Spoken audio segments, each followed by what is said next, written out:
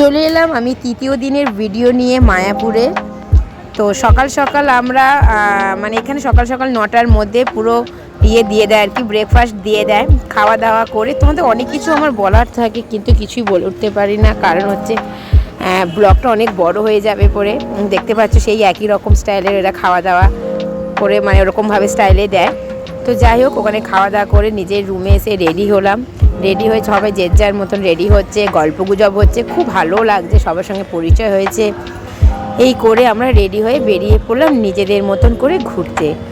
তো যেই বেরোবো দেখলাম মেঘ পুরো কালো হয়ে গেছে, কি করে যাব, একটু বেরোতে না বেরোতেই দেখলাম যাওয়া যাবে না। আমরা এক জায়গায় ওখানে দাঁড়িয়ে পড়লাম, তারপর বৃষ্টিটা একটু কমলো, আবার আমরা যে যার মতন ঘুরতে বেরিয়ে গেলাম। আমাদের সাথে দুটো আন্টি ছিল, ঠিক আছে, আমরা তারা বলো তো চলো আমরা যাব ঘুরতে।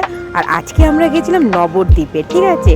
তো নবদ্বীপ জায়গাটা যারা গেছো তারা সবই জানো, সব কিছু আমি ভিডিওর মাধ্যমে দেখাতে পারিনি, কিন্তু খুবই সুন্দর জায়গা। কোথায় নিমায়ের মানে তার বাড়ি, সব কিছু এভরিথিং সব কিছু এখানে আমি তোমাদের সাথে শেয়ার করতে চেয়েছিলাম কিন্তু করতে পারিনি। তো দেখো নবদ্বীপ জায়গাটা খুবই ভালো, তো আমার তো খুবই পছন্দ হয়েছে। আমরা আবার ভাবছি কোনো সময় যদি আবার মানে সময় থাকে আবার ঘুরে যাব। এই মন্দিরটা এত সুন্দর গাইস, কি বলবো। তারপরে ওইখানে যেহেতু আমরা খাওয়া দাওয়াটা সকাল সকাল করে নিই বলে, তো আমাদের খিদেও সেরকম মানে খিদেও পেয়ে যায় তাড়াতাড়ি। তো যাই হোক, এখানে এই জায়গাটা জানো, ওই যে নিম গাছটা হচ্ছে নিমায়ের সেই নিম গাছ, তোমাদের সাথে শেয়ার করব বলে এটা আমি ভিডিও করেছি। এখানে অনেক ছবিও তুলেছি। এই দেখো নিমায়ের বড় একটা নিমায়ের ছবি। তো সব কিছু তোমাদের সাথে আমি দেখাতে পারছি তোমাদের, তো দেখতেই পাচ্ছ।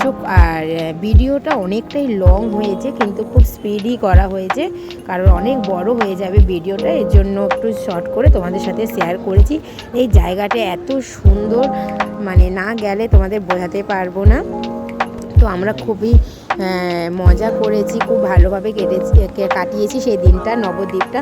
আর নবদ্বীপে আমরা গেছি, এখান দিয়ে লঞ্চ পার হয়ে গেছি, তো সে একটা আলাদাই অনুভূতি। যারা গেছো তারা জানো। এই দেখো এখানে কৃষ্ণ ঠাকুরটা দেখতে পাচ্ছ, এখানে আমরা কৃষ্ণ ঠাকুরের সবাই যে যার মতন মানে দোল দিয়ে আমরা ভিডিও করেছি। সেই ভিডিও তোমাদের আমি পরে দেখাবো, শেয়ার করব তোমাদের সাথে। তো যাই হোক, এখানে আমরা নবদ্বীপে ঘুরে টুরে আমরা 7:30 8টার মধ্যে পৌঁছে গেছিলাম রুমে, গীতা ভবনে। সেখানে আবার ডিনার করে রুমে চলে এসেছি। আজকের মতন টাটা।